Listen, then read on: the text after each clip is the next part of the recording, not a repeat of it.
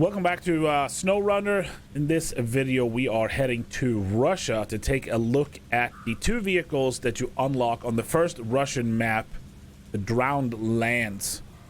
Just like the previous two videos, we are not going to get into the upgrades or anything like that. We are just looking at the basic vehicle, the way it sits, the moment that you unlock it on the map.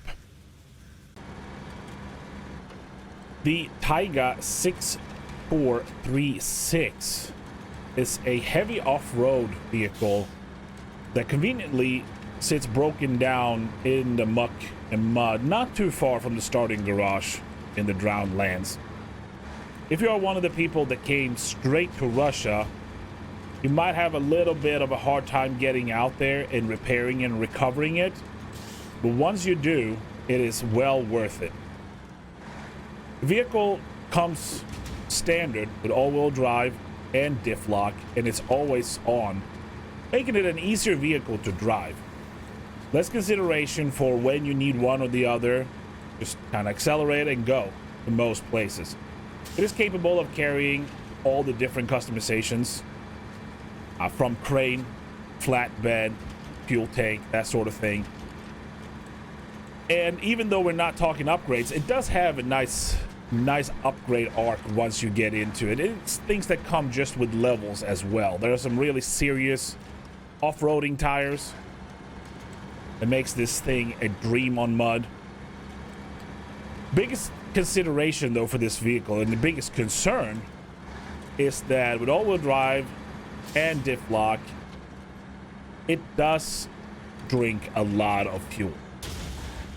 And you will continue to upgrade it, of course, and it's gonna get thirstier. I've used this exclusively throughout the first Russian map just to test it out and check its capabilities, and it is thirsty. You have to plan a little bit more what you're gonna do, where you are going to go.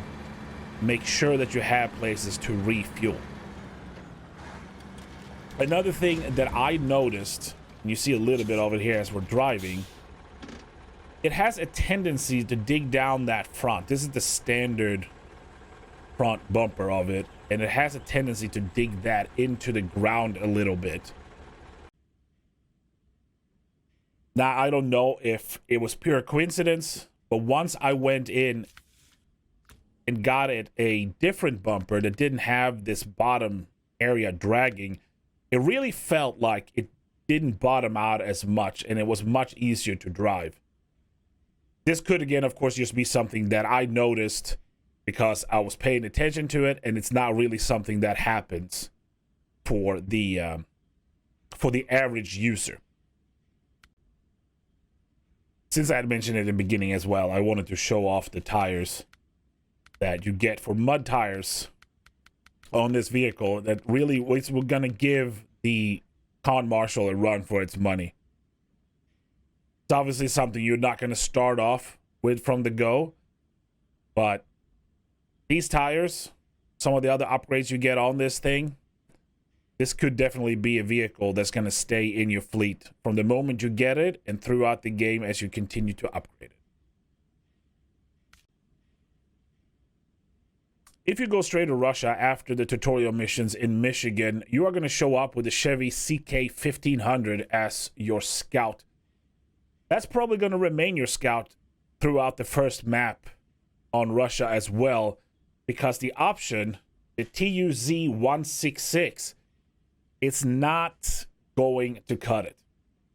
It's an interesting vehicle because at initial look, it is terrible.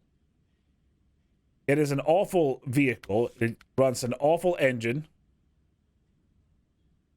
Even though it has very low fuel consumption, it has no power to weight. The gearbox is the first time I've seen an archaic gearbox in the game. It's pretty much useless for anything but a little bit of a trip down the road. Maybe to go pick up some milk or something, but don't get it close to the mud. I can really only see two reasons why this vehicle would have been included at all. First one being that they wanted to have more vehicles in the game.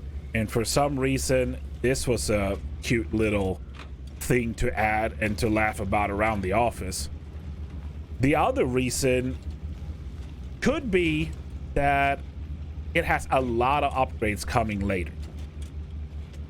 And those upgrades may, as it says in its store page, turn this into quite the off-roader. I have my doubts, though. I have my doubts that this vehicle is going to replace any of the other vehicles that you will find and come across as you go out and look for those upgrades. There are vehicles out there that are purpose-built for scouting in today's day and age. And this old thing, I don't know. I think it'll stay as a novelty. And I might trick it out once I have all the upgrades, take it out for a little spin. But I would not go to the first map in Russia and expect to find an amazing scout vehicle that's going to do all the hard jobs for you.